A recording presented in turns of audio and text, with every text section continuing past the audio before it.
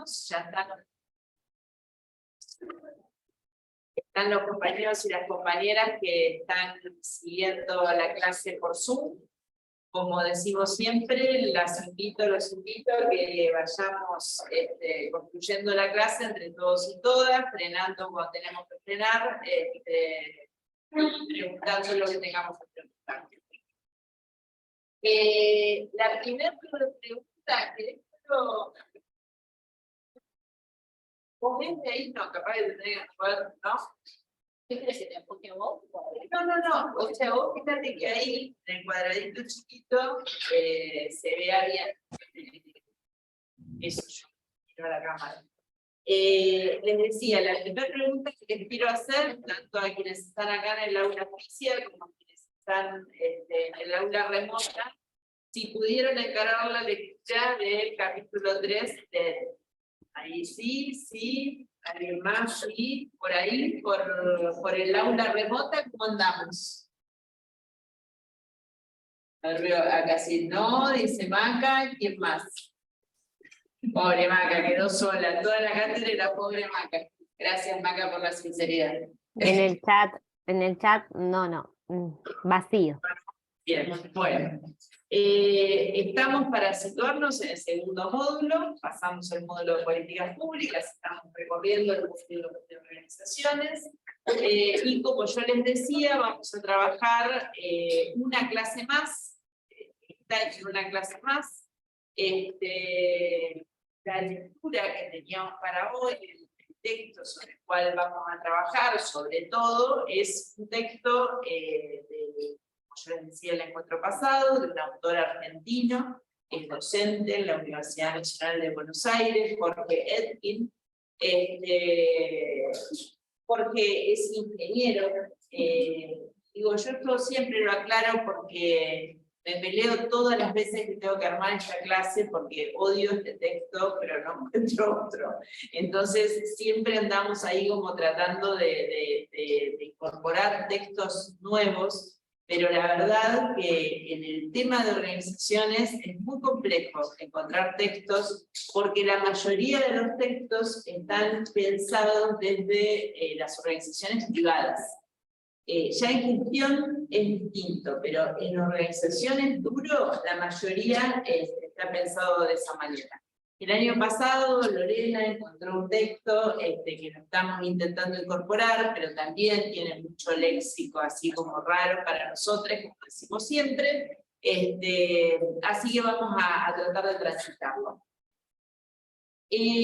Hasta acá, ¿cómo ustedes podrían, a ver, por qué hablamos de gestión de la complejidad en las organizaciones? A ver, por empezar la clase.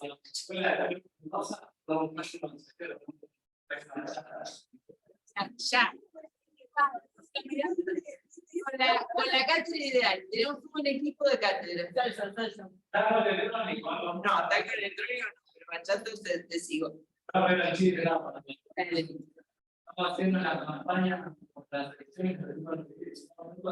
Vale, 2 minutos antes que empecemos la clase.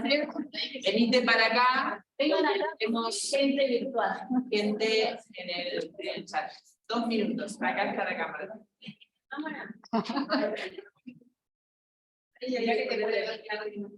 Vamos, 2 minutos. Ahí está la cámara. Vení para acá. No, pero me da vergüenza.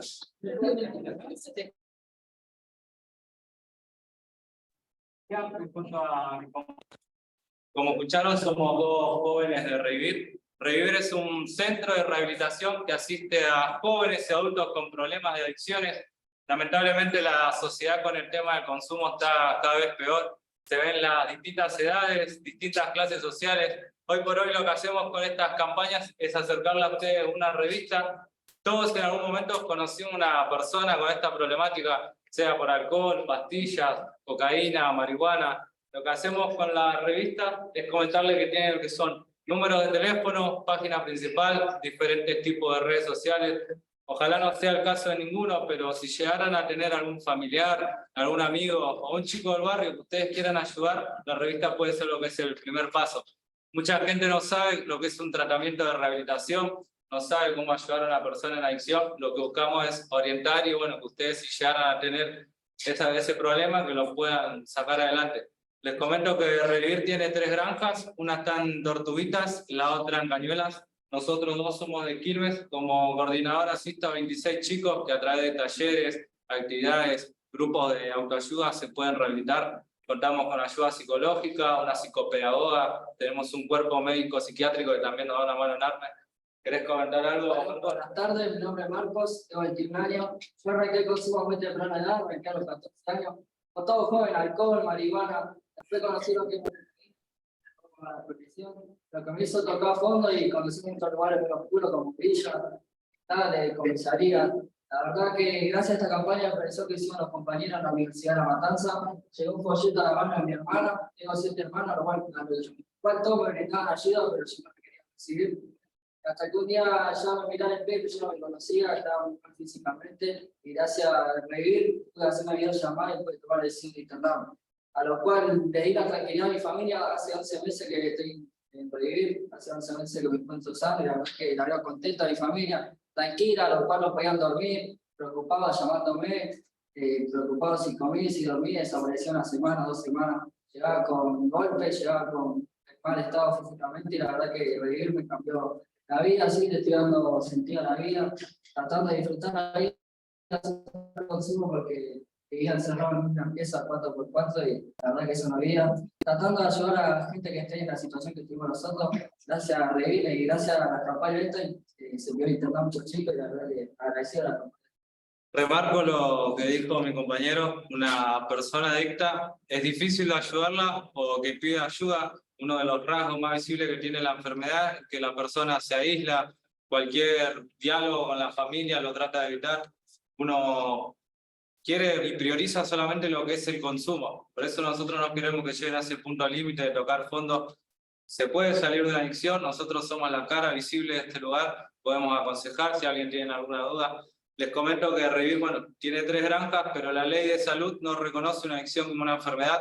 No tenemos ningún tipo de ayudas de ningún tipo, es una ONG, no tenemos ayuda del gobierno, no tenemos ayuda estatal. Lo que hacemos con estas campañas y otras actividades, también pedimos una colaboración. El tema de la colaboración es a voluntad. Sepan que tenemos gastos, luz, agua, gas, pero hacer tanto, los gastos prioritarios son el tema de los alimentos, materiales de higiene, medicación. La medicación es lo más costoso de comprar hoy en día, ya que son psiquiátricas, sirven para síndrome de abstinencia, estabilizadores emocionales, para abrir el apetito. Por otro lado, con los recaudados, que es lo más importante, damos becas. Becas a chicos que están en situación de calle, jóvenes que entran por asistente social, o por ahí tienen la voluntad de querer internarse, pero al venir de una familia humilde, no tienen la posibilidad económica, se le da la beca para que sea por un buen motivo, que cambie el estilo de vida que venía teniendo. Por último, la revista no es información a cambio de dinero. Si saben a quién se la puede dar, si saben que puede ayudar, quédensela, no hay ningún problema. Si no la necesita y la devuelven mejor, la vamos a seguir difundiendo en las aulas que nos quedan. Y si desean colaborar, sepan que nuestro nombre, el nombre del lugar, se lo vamos a agradecer un montón. Gracias a estas colaboraciones, mantenemos estos lugares con la puerta abierta y seguimos brindando una ayuda que es tan necesaria hoy en día. Gracias, profe, gracias a usted y gracias por escuchar. Vamos a pasar a buscar la revista y la colaboración que desea hacer. Gracias. Gracias.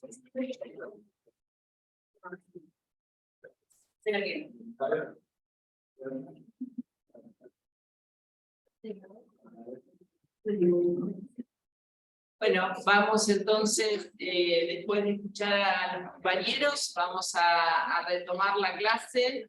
Ellos nos hablaban de justamente una organización, que en este caso es una organización civil, una ONG, una organización sin fines de lucro. Y todo esto que estamos viendo en el módulo nos sirve justamente para poder comprender estas organizaciones y varias de las que ellos también nombraron, ¿no? Digo, hablaban de un hospital, hablaban de una comisaría, son todas organizaciones que entran dentro de el, ¿qué nos olvidamos? La cartera, dentro del parámetro teórico de lo que estamos trabajando. Así que ahora sí, ves, si querés, pasamos a la primera Imagen, lo que tenemos en la primera imagen es como terminamos, ponerlo, animarlo todo, así ya tenemos todo. Recordamos una de las imágenes centrales que trabajamos el teórico pasado, que es la organización según Mitzberg. ¿Se acuerdan que decíamos por qué es importante trabajar la organización desde Mitzberg? Porque Mitzberg nos permite comprender la organización desde la lógica de sus partes. ¿Por qué nos interesan las partes? Porque la idea que tenemos de organización, tomando justamente al autor que vamos a trabajar hoy, a Elkin, es una organización que, como decíamos el otro día, la entendemos en una conjunción de una dimensión social, de una dimensión técnica, de una dimensión organizativa, que nos da la posibilidad de comprender una organización como un sistema complejo de base sociotécnica, ¿sí? Esta es la principal característica que veíamos el otro día. Entonces, trabajamos la idea de por qué socio, por qué técnica, por qué hablamos de lo institucional, por qué hablamos de lo político, digo, conceptos que vimos el encuentro pasado, para los que estuvieron, las que estuvieron, y quienes no lo pueden ver grabado en el momento que quieran. El abordaje de estas organizaciones, esta partición que les proponemos hacer de las organizaciones, tiene que ver con poder entender que para que una organización funcione, tienen que funcionar sus partes componentes. Para que funcionen las partes componentes, tenemos que poder garantizar el funcionamiento autónomo de cada uno de los elementos que la componen, sin perder una coherencia global que asume contradicciones. Para poner un ejemplo, la Facultad de Trabajo Social es una organización que tiene que tener coherencia como totalidad, porque es la Facultad de Trabajo Social de La Plata, no es la Facultad de Trabajo Social de Entre Ríos, o no es la Facultad de Trabajo Social de otro lado, ¿no? Ahora, dentro de la Facultad de Trabajo Social hay partes que tienen autonomía. La Secretaría Académica, la Secretaría de Investigación, la Secretaría de Educación, el decanato, el Consejo Directivo. Son todas partes que tienen la organización y en la sumatoria de ellas funcionan. Y la característica que tiene la definición que estamos trabajando con ustedes en este módulo es que el concepto de organización es que hay unidad, pero a partir de la diversidad. Por lo tanto, esta concepción de organizaciones nos aguanta, decimos nosotras siempre, las contradicciones propias de la organización hacia su interior. No estamos buscando que ustedes comprendan las organizaciones como ámbitos homogéneos, sino que comprendan las organizaciones como ámbitos heterogéneos, diversos, pero que comparten cosas en común. Entonces, no es posible pensar un ápice estratégico, quienes tienen la responsabilidad de la conducción de una organización, que no esté de alguna manera coordinado con lo que sucede en el núcleo de operaciones. ¿Por qué? Porque en el núcleo de operaciones se llevan adelante los principales procesos de la organización, se llevan adelante las clases, por ejemplo, se llevan adelante la elaboración de los proyectos de investigación o de las políticas de extensión. Ahora, si nosotros, por ejemplo, quisiéramos como facultad trabajar con un conjunto de población de manera prioritaria, no podemos estar trabajando en la base con la población que no es la prioritaria. Lo que se decide arriba se tiene que trabajar abajo. Y lo que se trabaja abajo orienta lo de arriba. ¿Sí? Entonces, lo que vamos a ver hoy es que estas partes no están duras, pegadas sino que en realidad son partes que tienen dinámica entre sí y que van generando una sinergia o procesos contradictorios que necesitamos comprenderlos para poder comprender las organizaciones. ¿Por qué necesitamos que ustedes comprendan las organizaciones desde la perspectiva de la complejidad, porque queremos evitar tanto en las intervenciones organizacionales, como en las intervenciones de planificación, como en las intervenciones en gestión, de análisis e intervenciones simplistas. ¿Qué son los análisis e intervenciones simplistas? Aquellos análisis que escuchan poco e intervienen rápido. Sí, más lento, perdón. Sí, puedo repetir. Gracias. Yo lo que les decía es, nosotros, ¿por qué es que queremos trabajar con ustedes el abordaje de las organizaciones desde la complejidad? Porque lo que queremos evitar son análisis.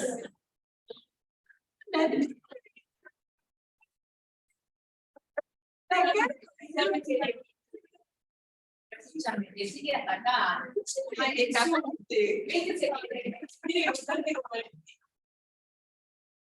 Apareció Tete en vivo y en directo. Ya no por sino en vivo y en directo. ¡Chao! ¡Éxitos! No, acá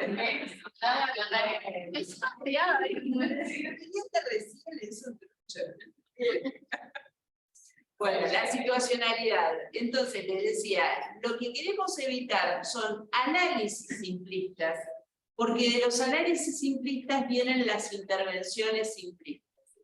¿Qué es una intervención simplista?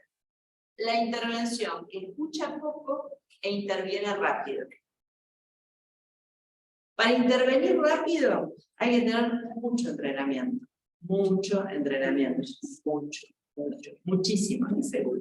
No, hay muchas de esas. Muchas de estas, de las que, es cierto, de las que escuchan o los que escuchan o les que escuchan poco e intervienen rápido. Ya van a ver que la palabra que trabaja esto que les estoy diciendo es el concepto de situacionalidad. Lo van a ver con energía en el capítulo 3.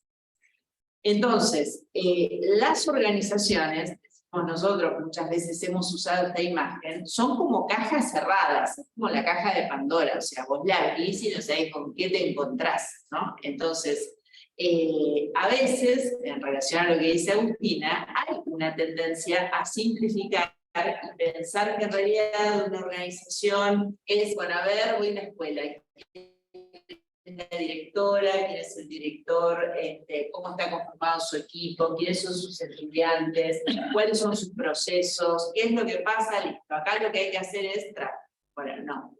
O sea, ¿cuánto tiempo lleva comprender un proceso para poder intervenir en él con altura de esas personas? Porque lo que pasa mucho, y en esto los procesos de práctica son procesos que si ustedes lo saben mirar, son muy como ilustradores de esto que les voy a decir, es que cuando llegamos a una organización, hay equipos que hace años que trabajan, hay personas que hace años que están, y tenemos como una tendencia a decir, acá el problema es, acá lo que hay que hacer es, y de alguna manera, sin darnos cuenta, en esa forma de relacionarnos, de presentarnos, de decir, estás desconociendo qué es lo que sucede ahí adentro que esa persona hace 5 años, 10 años, 15 años, está trabajando y tal vez no ha podido modificar eso que para algunos es tan sencillo. Entonces, esta cuestión que es de sentido común, que a veces de afuera las cosas todo se ve de una manera, y cuando empezás a mirar te das cuenta que no es así. Entonces, la gestión de la complejidad lo que hace es mirar esta organización que plantea Mintzberg y empezar a desarmar un poquito, meterse en esa caja y bucear un poco. Entonces, pasamos a la siguiente. Cosas que no se entiendan de los conceptos, que son todos conceptos que vamos a retomar en los momentos evaluativos, lo preguntan directamente. Si no, yo lo doy por bueno, porque ya lo expliqué, avanzo. Poni, ¿todas? ¿O vas por parte? Ponelas así estamos directamente. ¿Qué es lo que tienen acá? Son los aportes que entendemos que hace Mitzberg a empezar a mirar este dibujito, que como todo dibujito intenta simplificar para después complejizar. O sea, de vuelta. El lápiz estratégico, ¿dónde corta el lápiz estratégico? Corta en la línea donde se toman las decisiones más importantes de la organización. Entonces ustedes dicen, en la facultad, ¿el lápiz estratégico es decane, vicedecane o va más abajo? Depende cómo se tomen las decisiones. Si en realidad el decane y el vicedecane tienen una mesa chica con las secretarias, bueno, entonces el lápiz estratégico, están todos arriba. La línea intermedia, ¿dónde se corta? Los que trabajan con ambos grupos, con el lápiz estratégico y con el núcleo de operaciones. ¿Dónde empieza el núcleo de operaciones? Donde empiezan quienes están a cargo de los procesos de trabajo centrales de la organización. ¿Hay tecnoestructura siempre? No, no hay tecnoestructura siempre, a veces no hay. ¿Hay staff de apoyo? En general sí. ¿Por qué nos interesa el staff de apoyo? Para que no tenga vida propia, para que lo tengamos siempre cerca. ¿Por qué? Porque el staff de apoyo, como decíamos el otro día, es el que permite que estas cosas sucedan. Ustedes ven la importancia que tienen los chicos de informática en armar nuestra aula bimodal. Ellos son staff de apoyo. Si el staff de apoyo no está aceitado, esta aula no se puede armar. Ahora, para que esta cámara esté acá, la compu, la cosa, qué sé yo, tenemos que hacer una nota para explicar qué días lo vamos a usar. Y además tenemos que pasar a buscar la llave, porque sin la llave no viene el cañón y no se puede abrir la puerta. Todo eso es staff de apoyo. ¿Es importante? Es súper importante. Ahora, lo que no puede pasar, que muchas veces pasa, y esto lo decimos siempre, que el staff de apoyo sea quienes nos ordenan la vida a nosotros. Eso pasa muchísimo, muchísimo, muchísimo. En las organizaciones, muchísimo. Porque en general son los que manejan los recursos, son los que tienen las llaves, son los que manejan la guita, son los que manejan el personal, la liquidación de sueldos. O sea, gente muy poderosa. Y lo que siempre se olvida es que ellos sin nosotros no pueden existir, porque son apoyo. Tenés que tener a quien apoyar, básicamente. Entonces, esa es una tensión que siempre se da y que estos autores marcan todo el tiempo. Entonces, ¿qué tenemos acá? Lo primero que nos propone Mitzberg es identifiquemos las partes componentes, estas partes que acabamos de ver, pero entendámoslas como yo se los decía recién. Entendámoslas de una manera compleja. No, esto es así, esto es así, esto es así. Entendamos que son marcos conceptuales que nos permiten mirar las organizaciones y que tienen que darnos letra para analizarlas, tienen que darnos letra para entenderlas, si no, no pasa nada. Ahora, además de eso, ¿se acuerdan que lo vimos el otro día? ¿Qué es lo que nos plantea Mitzberg? Veamos cómo se divide el trabajo y cómo se coordinan las tareas. ¿Por qué es importante cómo se divide el trabajo y cómo se coordina la tarea? Porque el trabajo, cuando se divide mal, repercute en la calidad del trabajo. Recién veníamos hablando con Martín, el papá de Tete, ahora ya no es el pobre, es el papá de Tete. Ya no es el hijo, es el papá de Tete. Veníamos hablando, él estudia acá en la Tecnicatura de Gestión de Riesgo, entonces esto de lo que es armar un trabajo en grupo, ¿no? Entonces, ¿cuál es la idea de un trabajo? Que tiene una lógica integral. Entonces, ¿qué se hace? Vos armás la introducción, yo hago el desarrollo, yo hago las conclusiones. Voy a decir, digamos eso, ¿tiene coherencia total? No, no tiene coherencia total, porque lo que le falta aquí es juntarse y darle coherencia total. ¿Tenemos ese tiempo? No, no tenemos ese tiempo. Entonces, ¿qué hacemos? Frankenstein. Donde vos decís, bueno, desde a veces nos ponemos de acuerdo en la letra, pero digo, cuando vos mirás trabajo de recorte y pego, hasta a veces pasa eso, que usan interminado distinto, usamos, pues tampoco la voy a tirar afuera. Digo, estas cosas de recorte y pegue hablan de cómo armamos la división del trabajo. En una organización, ustedes imagínense un hospital, por ejemplo. Si esa división del trabajo no está bien articulada, ¿quién la padece? Les pregunto. Claro, el paciente, la paciente. Exactamente, el paciente. ¿Se entiende? Entonces, si no, ¿verdad? Ellos me mandaron y te llevan en la camilla. A veces, no, pero acá nadie nos avisó nada, volvés en la camilla. Digo, esa es la división del trabajo. Por eso es que es tan importante, por más que sean un plomo, estas cosas, decir, ¿a quién le gustó aprenderse las tablas? A nadie. ¿A quién le gustó aprender la regla de tres simple? Pero lo usás todo el tiempo, o sea, lo usás todo el tiempo, la verdad es esa. Hay cosas que no las usás, pero estas van a ver que las van a usar siempre. O sea, pueden elegir ignorarlas, pueden elegir no hacer nada con ellas, pero son cosas muy, muy potentes para pensar las organizaciones. Entonces, segunda cosa, ¿cómo dividimos el trabajo y cómo coordinamos la tarea? Ahí ustedes lo que van a tener son los mecanismos de coordinación de la tarea.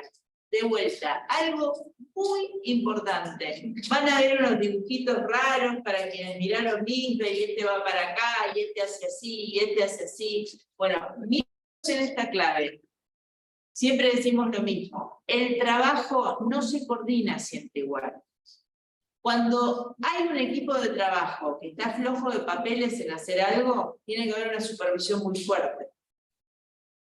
Y es muy importante que alguien supervise, porque si no supervisás, las cosas salen mal. Entonces hay una relación asimétrica de conocimiento y una relación también de poder en términos de esto sí, esto no, esto sí, esto no. Supervisión directa.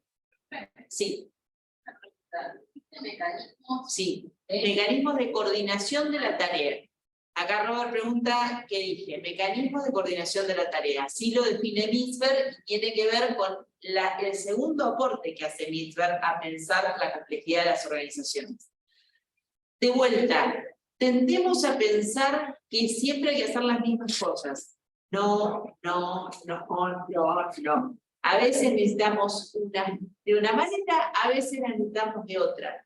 El problema es que tenemos que saber cuáles son las maneras distintas, porque si no tenés maneras distintas, no tenés idea que lo podés hacer diferente.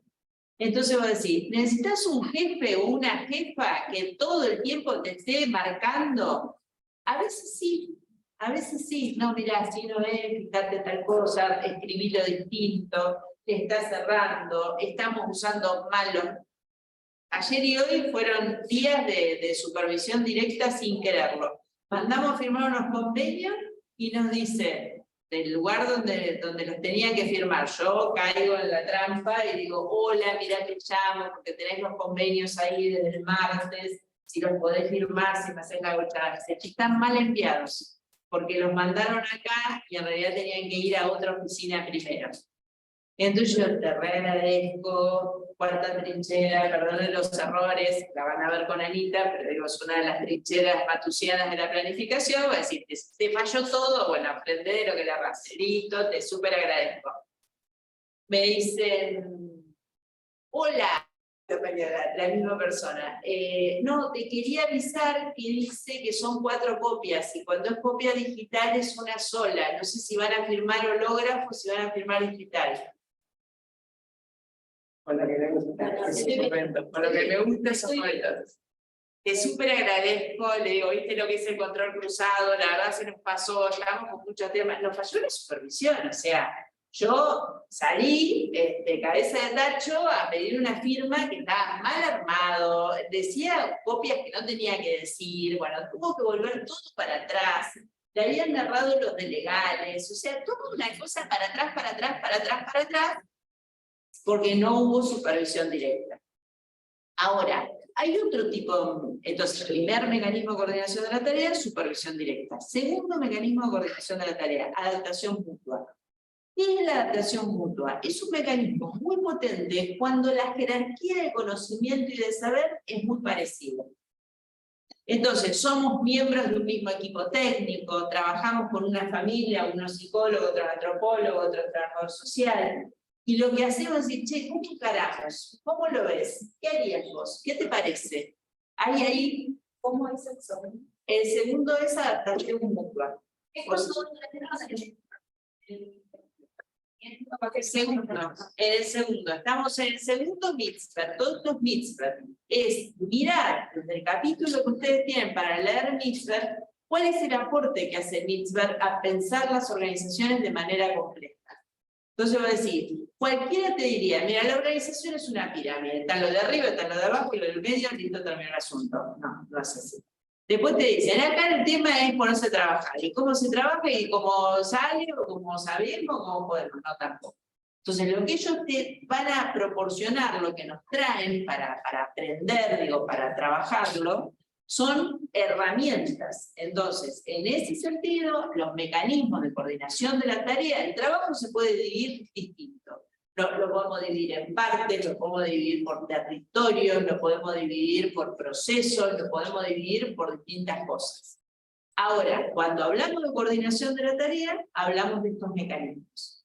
Mecanismo de supervisión directa, mecanismo de adaptación mutua. Tercer mecanismo, que además se divide, sí, el de la adaptación mutua. Vamos de vuelta con la adaptación mutua.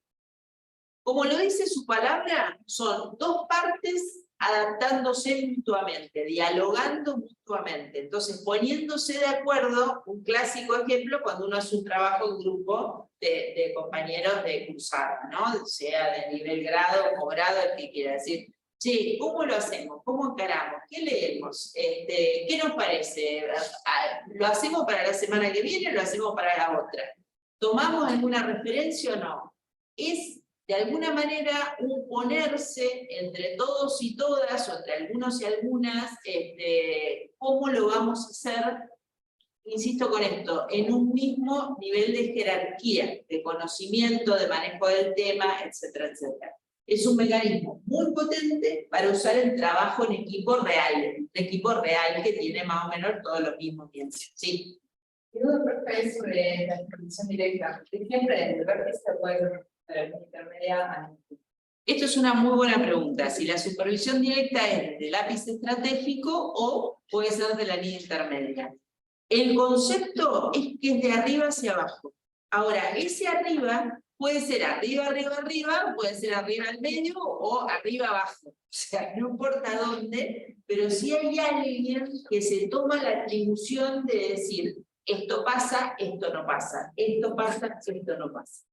Es la típica del jefe o la jefa que lee, porque también tenemos jefes y jefas que no leen, bueno, como el caso mío, por ejemplo, con el convenio. Pero bueno, también es una posibilidad. Entonces, primer mecanismo, supervisión directa. Segundo mecanismo, adaptación mutua. ¿Quedó más claro? La adaptación mutua, bien. Tercer mecanismo, que se divide a su vez en tres. La estandarización. Y acá, de vuelta, siempre hacemos la misma recomendación. McDonald's. Sí. Ahí voy. Bueno. Pregunté porque me mira así como que no era McDonald's.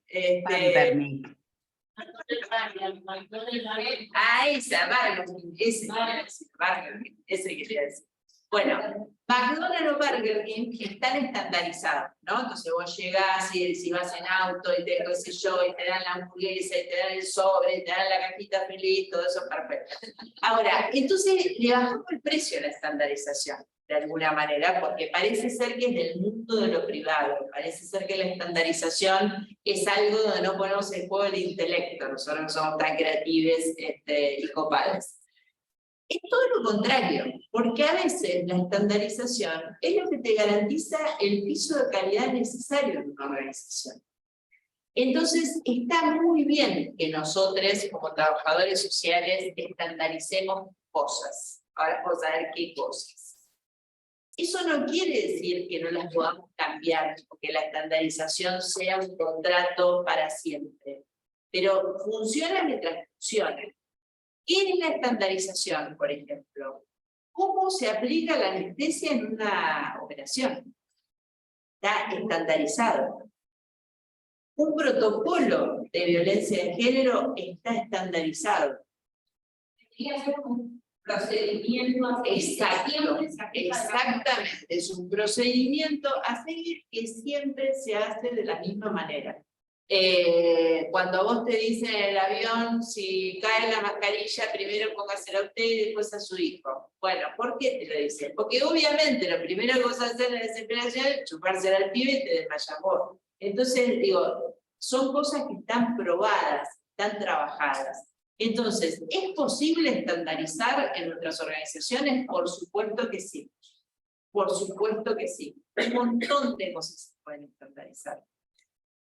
Se pueden estandarizar aún teniendo en cuenta las diversidades. Digo, desde una cosa muy sencilla, hermosas fotos las que se sacaron en los prácticos. Están estandarizadas, todos tienen fotos. Ahora, ¿se las sacaron de la misma manera? No, cada uno se lo sacó como quiso. ¿Cuál es la estandarización? Es una estandarización que...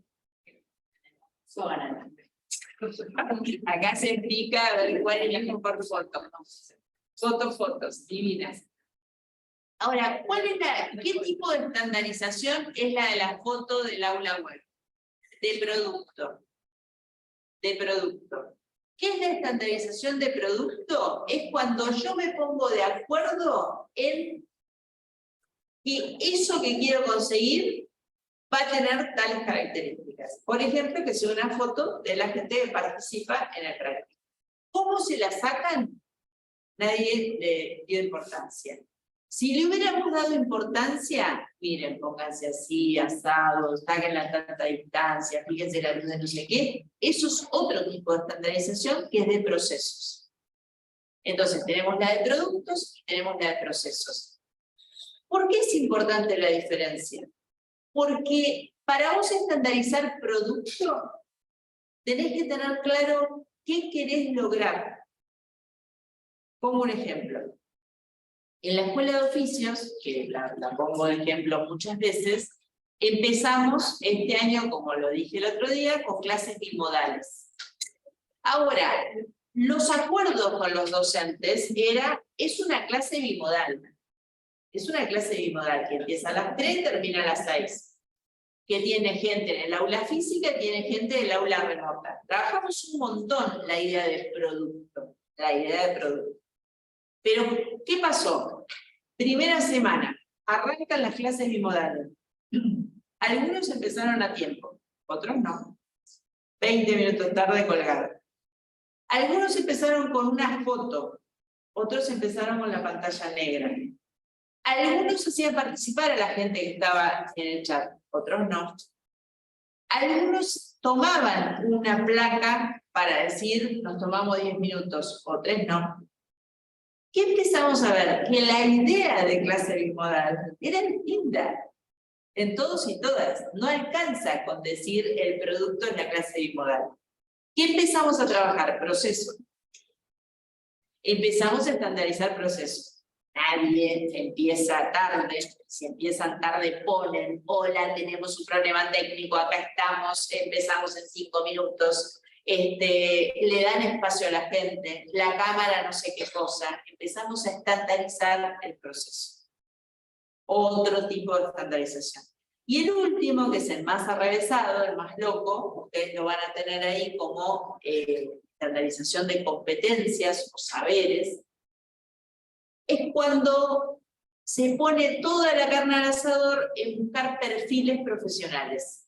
De profesionales o de oficios, lo que fuera, ¿no? Digo, buscar saberes concretos. Entonces yo busco ingenieros en tecnología. Busco ingenieros hidráulicos. Y ya con que sea ingeniero hidráulico o ingeniera, a mí me alcanza. Ya está. Es una estandarización de competencias.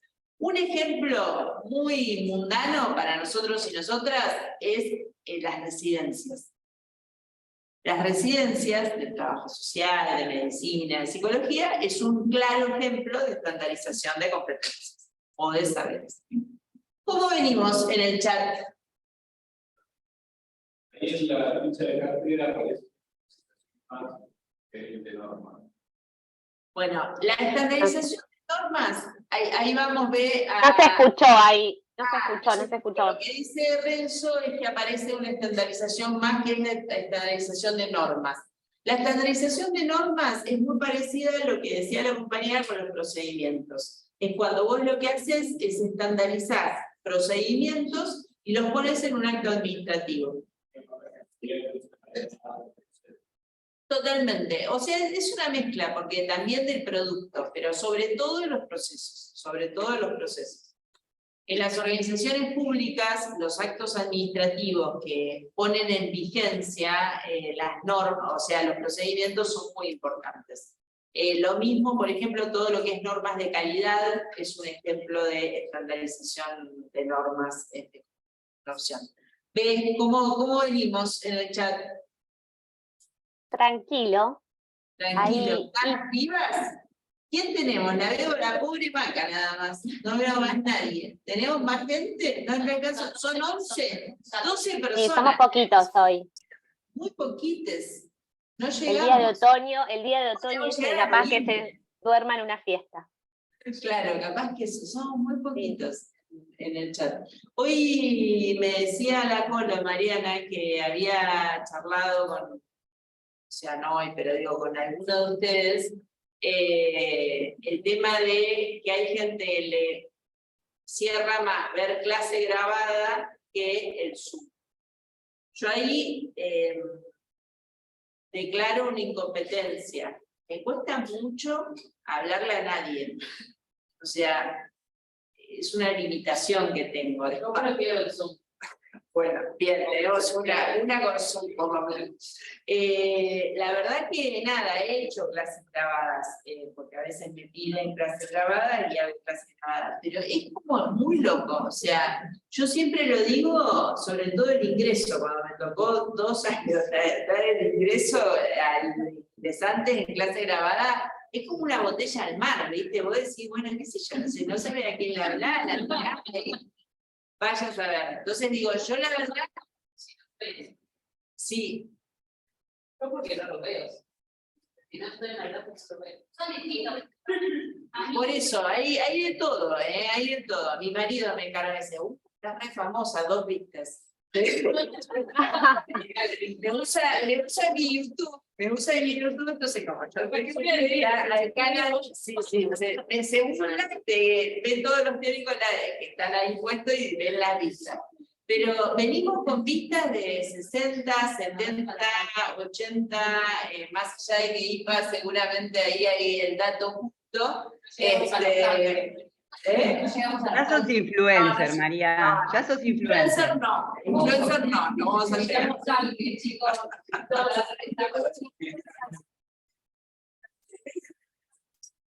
El de cadena de valores es el top 10. Top 10. Bueno, pero nada, lo digo también, vayamos teniendo interacción de qué les resulta más provechoso, con absoluta confianza, porque estamos jugadas en que funcione, entonces tenemos la posibilidad de ir modificando. Bueno, entonces, mecanismo de coordinación de la tarea, quedamos en este sentido. Sí. No. Sí. Dale, Ipa. No, me muteé sola. Solamente algo agregar que por ahí hoy salió un poco en el práctico, repasando los mecanismos de coordinación, que a veces hay como una tendencia a valorizarlos, ¿no? Parece que la supervisión directa no es tan positiva y que el ajuste mutuo es muy copado, por ejemplo, o la estandarización vinculada a la empleada pública, así, ¿no? Entonces, bueno, eso, traer eso como para compartirlo, y si bien charlábamos esto de que algunos mecanismos pueden predominar o perfilar una organización, la combinación de los múltiples mecanismos, o a veces se necesitan algunos y a veces se necesitan otros. Entonces, un poco eso, pero hay una cosa de valoración en sí misma que, bueno, que hay que trabajar. Sí.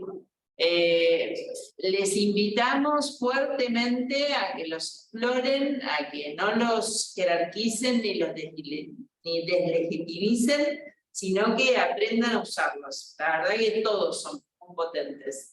Son potentes cuando son usados bien. En el sentido de, tenés el abanico y bueno, como cuando tenés una caja de herramientas, es decir, el destornillador Phillips te sirve en algunos casos, el plano te sirve en otros. Bueno, listo, es eso. Es saber dónde va el plano y dónde va el Phillips. Si no tenés idea de eso y le vas a errar a los tornillos. Es eso, la idea de las coordinaciones, y está buenísimo lo que dice Iván en ese sentido. Bien, dos cuestiones que tal vez ustedes las han sentido nombrar, digo, el tema del organigrama, de las relaciones de poder, de las jerarquías, digo, es algo que en la carrera se ve, o sea, no es un concepto que no está apareciendo. Ahí les invito a que vean un poco en la propuesta que hace Mitzberg, cómo en realidad hay distintas formas de ver esta jerarquía, y que la jerarquía no solo es que quien está arriba conduce al de abajo, ¿no? Digo, es mucho más complejo. A veces en las organizaciones, el portero o la portera es el que te maneja la escuela. No es el director ni la directora. Si vos esa coordenada no la tenés clara, podés hacer líos realmente. Sí. Siempre de arriba hacia abajo. La supervisión directa siempre es alguien que está en condiciones, o sea, es como si yo te dijera, vos venís a dar el final de la materia y yo no conozco como profesora los temas. Entonces, ¿cómo te voy a evaluar? O sea, imposible. Yo necesito tener de alguna manera un conocimiento sobre el tema que me pueda poner a mí arriba tuyo en la lógica jerárquica de yo te puedo decir esto está bien, esto no está bien. Entonces, por ejemplo, digo, pasa mucho con lo que es la redacción de informes. Hay gente que no sabe redactar, o sea, no hila ideas. Ahora, ¿de dónde sale eso? Viene de la primaria para este lado, qué sé yo, digo, muy difícil. Ahora, ¿vos cómo haces para que una persona cambie la forma y aprenda a redactar informes, por ejemplo? Bueno, tenés que ponerte en un rol de supervisión. Es una relación asimétrica de poder donde vos le tenés que decir a la persona, no, mira, fíjate que esto no es así, o tal cosa. Nosotros trabajamos mucho, sobre todo con Mer, digo, lo hemos trabajado con Lore, también con la Polo, con Anto, la idea de los informes reducidos. Si el informe es de 2 páginas, es de 2 páginas. Dice, no, hice mi máximo esfuerzo, son 4, no, tenés que hacerla de 2. Bueno, para lograr las 2 páginas, tenés que ponerte en una relación asimétrica. Entonces, en ese sentido, siempre es de arriba hacia abajo. Ahora, eso no quiere decir que solo existe supervisión directa si te supervisa el ministro o la ministra. Podés estar mucho más abajo, puede ser tu jefe de departamento o jefa de departamento. ¿Sí? Claro, no tienes que el ministerio, la autoridad máxima es el ministro, la ministra, pero cada área va a tener. Exactamente. Tal cual. O a veces un propio compañero, pero para ese ramo tiene rol asignado. Es un par, pero en determinada tarea la supervisa alguien. Exacto. Pero insisto con esto, es muy pobre cuando solo sabemos hacer las cosas de una manera. Es muy pobre eso, es como berreta, o sea, no.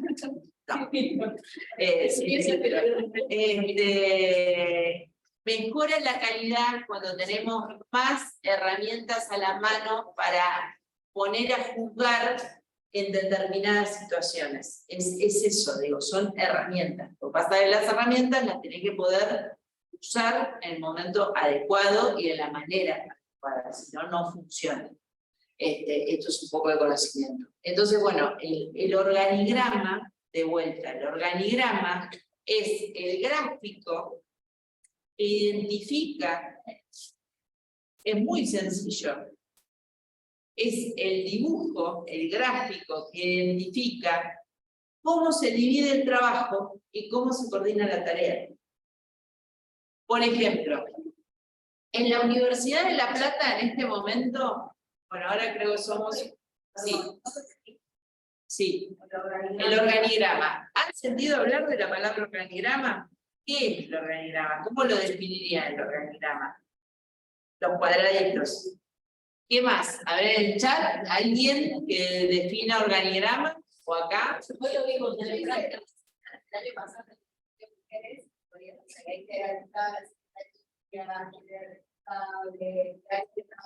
¿Te acordás de 2 o 3 secretarías? Sí, estaba el RUT, que es el caso, estaba caso, pero sí, como territorio, como caso mujer. Bien.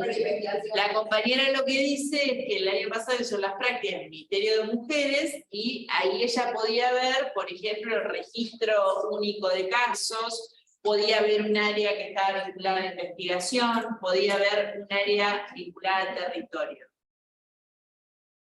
Si ustedes se ponen un rato antes de cuando existe el organigrama, y se ponen en el momento donde se arman los organigramas, y acá va la definición, son dibujos, representaciones de la manera en cómo se divide el trabajo y se coordina la tarea.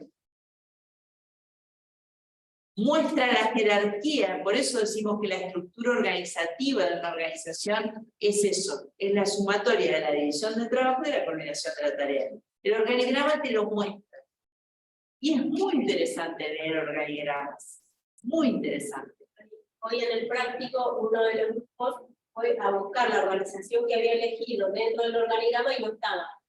Entonces, también digo, ¿cómo? Si es un área que existe dentro de una facultad que tiene un presupuesto asignado, pero no figuraba en el organigrama. Entonces, empezamos a adivinar entre todos a ver de quién dependería esa área. Yo digo, es en una universidad, en una facultad, y tiene presupuesto asignado. Digo, no sé si se escuchó, ¿se escuchó en el chat? Sí, se escuchó, no sé el resto de... Yo lo escuché, pero... Bien, tenés buen oído. Entonces, este organigrama, entender, leer los organigramas, nos muestran si, por ejemplo, queremos dividir las cosas territorialmente, o si las queremos, digo, ¿por qué las delegaciones de IOMA tienen determinada conformación? O por qué las áreas programáticas de los hospitales tienen determinada conformación. Por eso tiene que ver con cómo se divide el trabajo y cómo se coordina la tarea en función de la magnitud que tiene la organización. Lo que nos está pasando en este momento en las organizaciones públicas, que pasan varias cosas, pero una de las que nos pasan es que son tan grandes y son tan complejas que está como complicadísimo coordinar la tarea. Y lo que termina pasando es que son como pequeñas islas que tienen niveles de autonomía importantes y que van para un lado. Van para un lado en el sentido de la direccionalidad. Ahí de hecho, sí. puedo aportar algo ahí que también cuando miramos... A ver, escuchemos, no, pues esperame acá porque estamos así como dialogando mucho acá. Dale. No, que también cuando miramos los organigramas nos damos cuenta del estado y del momento de esa organización. Porque si hoy vemos algunos ministerios del Estado Nacional, muchos de nosotros sabemos que hay direcciones que están sin directores, por ejemplo. Totalmente. Me quiero defender porque yo no leí el texto, pero leí la ficha. Y bueno, nada, quería decir eso, digamos, que uno de los planteos es cuando la organización está en crisis, digo, bueno, ¿de qué forma yo me puedo dar cuenta que la organización está en crisis? Y cómo se acomoda esa crisis, ¿no? O sea, ahí habla de una direccionalidad y que esa organización debe acatar la direccionalidad. Y también habla en el texto de que la crisis de las organizaciones en algún punto se vinculan al punto más sensible que tiene que ver cuando los actores quieren empezar a ocupar lugares en las estructuras de esas organizaciones. Y por último, y no digo nada más, que cuando los acuerdos de base no generan condiciones de unidad, ¿no? O sea, quizás sí hay una perspectiva política, estratégica, pero esos acuerdos de base o esas posiciones y opiniones están generando como fricciones y no hay unidad dentro de esas organizaciones. Nada, es un... Esto que trae Maca, la entrada por la ficha no es mala, digo, el texto no es mala, la ficha que tienen en la página lo que es más chiquita, nada más, digo, es un extracto de lo que es el capítulo. Esto que dice Maca me ayuda a introducirlo a Edkin, si querés pasarle otra más, porque hoy lo hablaba con mi pareja. Pues yo le decía, ¿qué tipo de revesado? Es como que no tiene didáctica como escribe, o sea, como que vomita todo el tiempo. Es una cosa muy difícil, muy difícil. Entonces él me decía, como tenemos pocas vistas en YouTube, lo digo, es ingeniero. O sea, no es filósofo, no es epistemólogo, no tiene como esa parte. Entonces es un tipo muy práctico. En lo práctico habla, porque empieza a hablar de paradigma, después se va a la dialéctica, después te habla del enfoque, después dice, Dios mío, metió un pole. Entonces lo que yo hago, es más, hemos torturado a algunas generaciones el 3, ustedes solo con el 3, tratamos de hacer una síntesis de todo lo que dice ese capítulo, porque es un capítulo, pero denso confuso, o sea, no es un denso bueno, es un denso confuso. Entonces es como que tenés que ir extrayendo. ¿Por qué lo traigo? Porque Maca se quedó con una parte del planteo que hace, que es una parte posible. Ahora, tiene varias formas de varios intereses en ese capítulo 3, en lo que quiere hablar es de la organización, no es algo duro, no es algo estético, sino que es algo que se mueve, es algo que tiene dinámica, por eso él habla de dinámica de la organización. Ahora, yo elegí este párrafo, siempre elijo párrafo distinto porque me van cerrando distintos, es como al principio del capítulo 3, él ahí ya nos dice, este es el libro que nosotros usamos de él, el capítulo 3 es de este libro que ustedes tienen acá, él ahí de lo que nos habla, de esto de no todo va para el mismo lado, digo, la leo rápidamente. La realidad de una organización incluye múltiples estados y procesos, no siempre congruentes, que existen y operan en múltiples sentidos. Lo venimos diciendo de la primera clase de organizaciones. Desde fuera decimos que la organización se orienta hacia el logro de sus propósitos. ¿Se acuerdan el primer teórico de organizaciones que lo reconstruíamos con una compañía de ustedes? Pero esta frase cubre un aspecto declarativo, no se refiere a lo que realmente ocurre. De hecho, la organización avanza en múltiples frentes a la vez, reflejando la diversidad de intereses que la componen. Yo les quería contar, para ver en un ejemplo, que hoy en el gabinete de la Universidad de La Plata, entre prosecretarias, secretarias, vicepresidentes y presidentes, o sea, estoy hablando tope de gama, ápice estratégico, no directores generales, no directores de línea, o sea, estoy hablando no jefe de departamento, estoy hablando arriba, somos 43 personas. 3 jueves seguidos la reunión de gabinete. Ya nos anoticiaron que arrancamos ahora el jueves que viene, tiqui, 3 jueves seguidos. Si vos 3 jueves seguidos tenés que hacer una reunión de gabinete, imagínense el concepto de... Salís por YouTube. Claro, imagínense lo complejo, lo difícil. Claro, los sponsors. Imagínense lo difícil que es coordinar esa tarea. O sea, una reunión de gabinete se supone que es una reunión para la toma de decisiones. ¿Está bien? Es 1 por año o 2 por año. Bueno, estas cosas hablan de las organizaciones, hablan de todo esto, ¿sí? Entonces, claro, vos decís, somos 13 secretarías, no sé cuántos millones de prosecretarías, cada uno hace su vida. O sea, es muy difícil coordinar, porque ya el esquema está armado de esa manera, ¿no? Después vos decís, tenés la Secretaría de Salud, la Secretaría de Salud, la Secretaría de Políticas Sociales, la Secretaría de Derechos Humanos, la Secretaría de Extensión. Ahí tenemos un montón de temas en común. Entonces, de vuelta, bueno, todas estas decisiones se explican, y se explican desde esta experiencia. ¿Sí? Eso es lo que estamos trabajando. Pasamos una más, ¿ve? Estos son 3 momentos totalmente distintos, 60, 85, 90, de 3 autores que seguramente ustedes vieron durante la carrera, que retoma Etkin, y los traigo solamente para que ustedes vean que el debate sobre qué sucede en las organizaciones es un debate de larga data. No es un debate de ahora, no es un debate novedoso, es un debate de larga data. O sea, ya tendríamos a Sartre pensando cómo funcionaban los grupos y cómo era la coherencia que teníamos que pensar.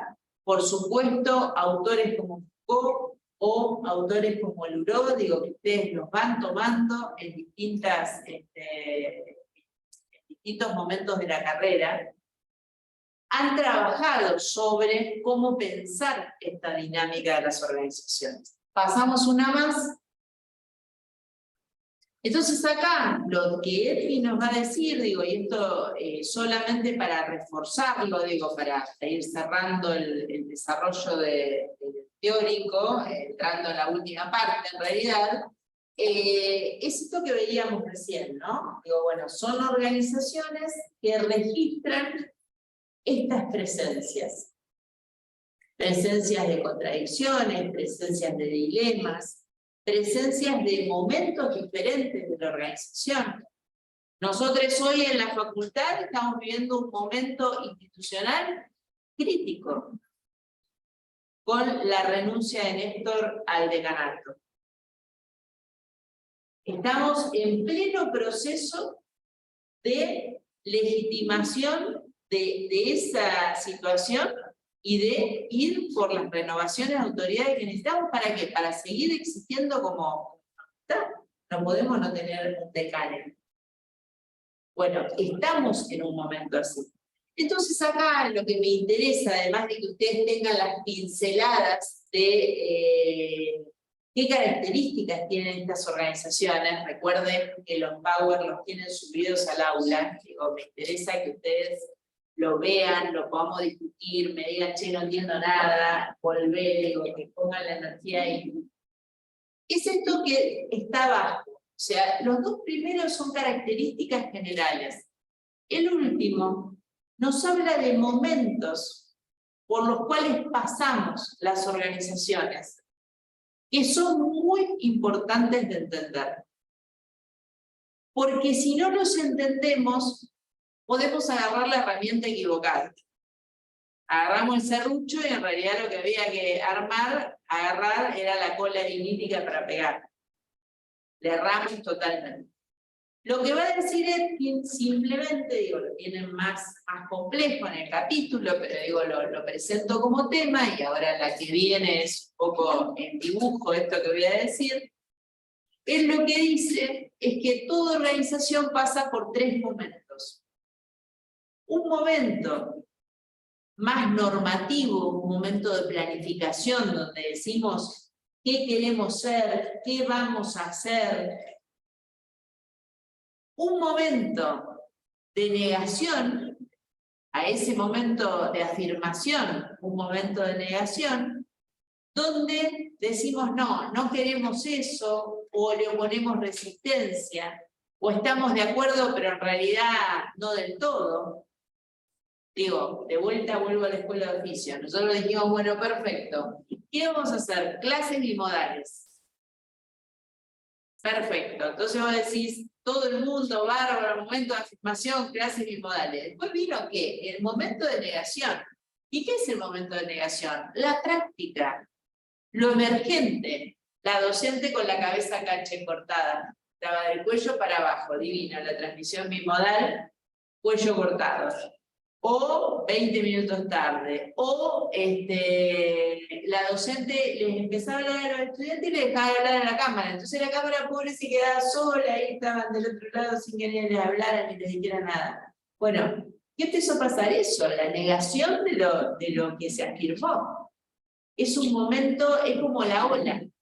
Va a decir, viene la ola, se va la ola, viene la ola, se va la ola. ¿Cuándo no te quedas sin malla? Cuando entendés cómo entrar, cómo saltar la rompiente y llegar a la ola donde tenés que estar. Bueno, eso es un poco la propuesta. ¿Y cuál es el último momento? Como lo ven acá, volvé una vez y ahí volvemos para atrás. Perdón. Odia estos momentos. Sería el momento de negación. Claro, exactamente, el momento de negación y ahora el de superación, donde ella vuelve atrás, yo trabajo el concepto y después nos vamos al siguiente. Es el momento que integra los dos anteriores. Entonces, piensa en la ola, porque la ola es una posibilidad. Cuando vos aprendés a saltar las olas, no es que las olas dejaron de existir, no es que la rompiente dejó de existir, vos entendiste cómo superarlas. Entonces, lo que dice es afirmación, negación, superación. Y vuelta, afirmación, negación, superación. ¿Esto se da siempre de la misma manera? No. Entonces ahora sí vamos al gráfico. Con esto ya estamos.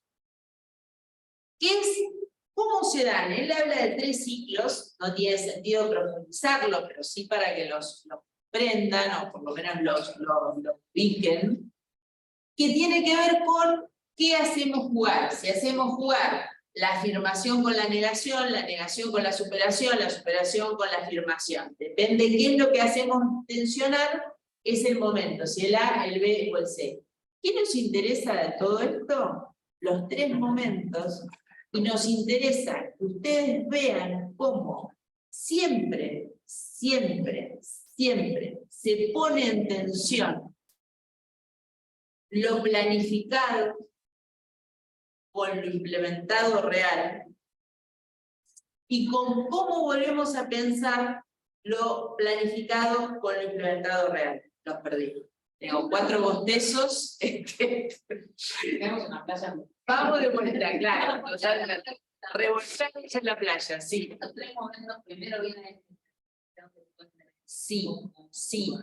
Bueno, acá Robert pregunta, ¿no es que viene primero la afirmación, después de negación y después de superación? Sí. Pero recuerden que acá nada es lineal. Vamos por la lógica de lo dialéctico. Entonces, como vamos por la lógica de lo dialéctico, lo que te va a decir tenés estos 3 momentos, pero después lo que te puede pasar es hacer foco en que vos negás, pero después tenés que superarte, porque si vos solo negás, no vas a ningún lado. ¿Qué ocurre? Digo, Sí, por supuesto. no necesariamente se llega al tercer momento. No. Y lo interesante es que te pone en tensión que todo proceso de planificación incluye la parte de negación. Tranquilos, tranquiles. O sea, no es que nos falló la planificación.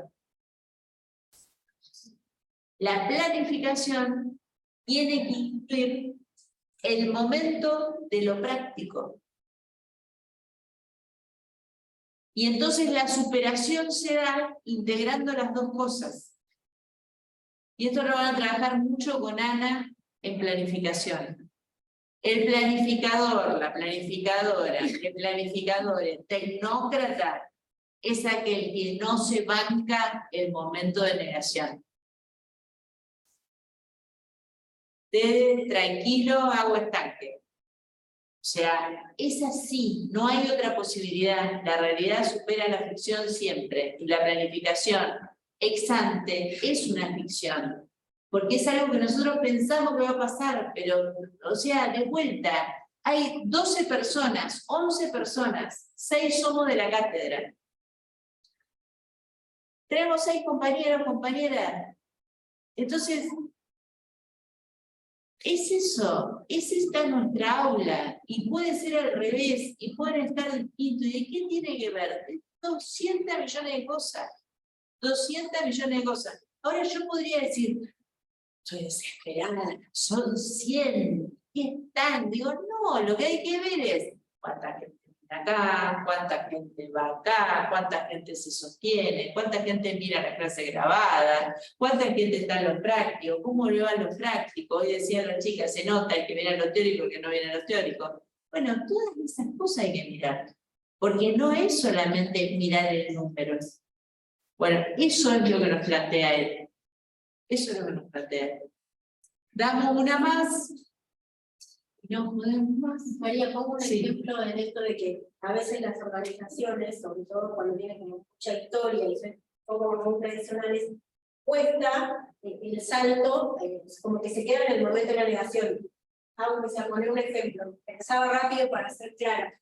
El uso de los celulares tiene mucho que ver con la tecnología y es parecido a lo que pasa acá. El uso de los celulares para las personas que están privadas de su libertad. La resistencia en el momento de negación en la que están muchas personas también del servicio penitenciario que tienden a no solo quedarse ahí, sino a retroceder y a decir, no, volvamos para atrás, no, hay que sacarle los celulares y que no puedan vincularse con el afuera. Y estamos, vamos y volvemos. Y una parte de la organización dice, no, la tecnología llegó para quedarse, usémosla como herramienta, y otra, no, volvamos a cuando no se podían usar los celulares adentro de los. La post-pandemia, el aula bimodal. O sea, no logramos superar el momento de negación, volvimos al aula tradicional. Bueno, es parte de...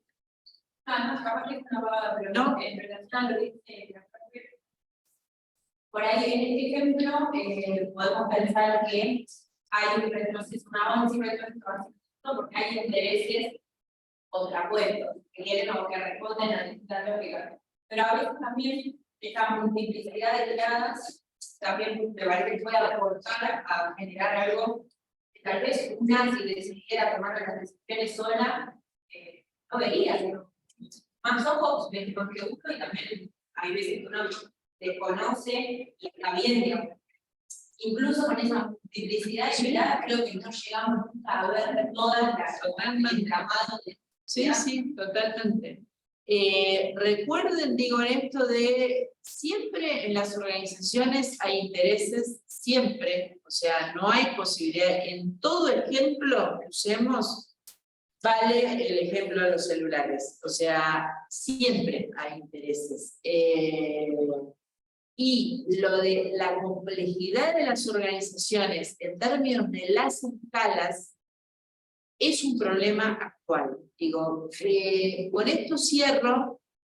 Esto es de este libro que encontramos el año pasado, que encontró Lorena, que a partir de la lectura del libro yo lo compré, lo empecé a leer, empecé a tratar de ver el planteo. ¿Por qué lo traigo? Porque lo que plantea este autor es que estamos como en un momento de cambio.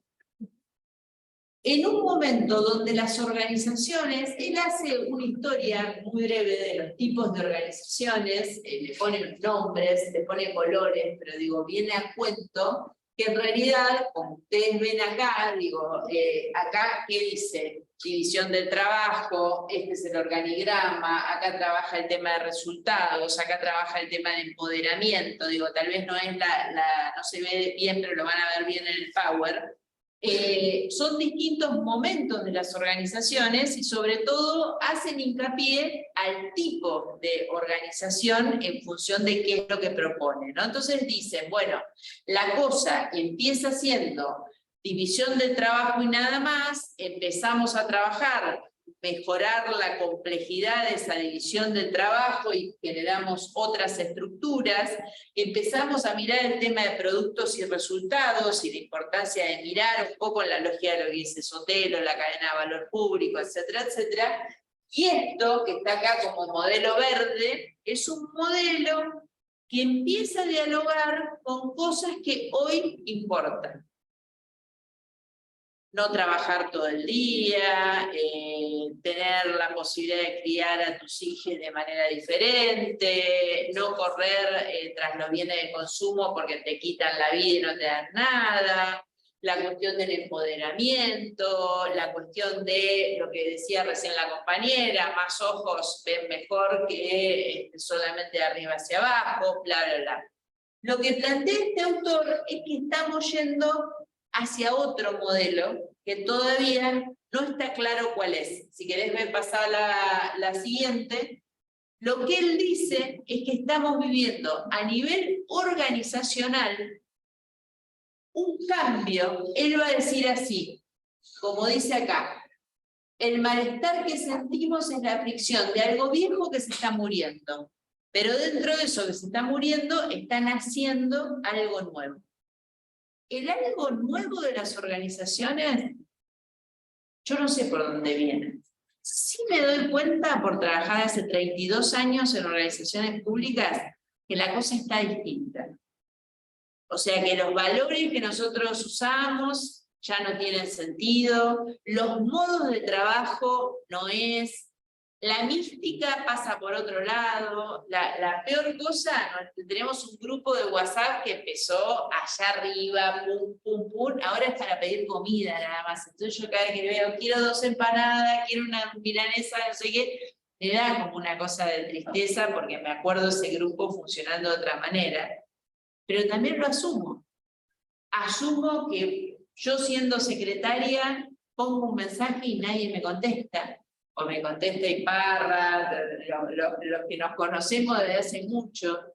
Y yo digo, antes un jefe mío, una jefa mía, un secretario me ponía un cosa, o sea, pero no de olfa, sino porque me pareció una cosa como de respeto mínimo, básico, que si alguien te manda un mensaje es porque te quiere decir algo, o sea, nada, no sé si le llegó, yo miro los vistos, a ver si alguien lo vio, qué sé yo. Digo, o esto de decir, te clavan el visto, te escucharon el audio y tardás 2 días en contestar. Es decir, pero escuchame una cosa, si te mando un audio, porque, bueno, ¿no? Hay un cambio, hay una cosa epocal complicada. ¿Para dónde vamos? Vaya uno a saber, pero sepan, digo, así como trabajamos todos estos teóricos en relación a elementos conceptuales y herramientas que dan sentido a las cosas que hacemos, también quiero ser honesta en esto de estamos en un momento de cambio importante.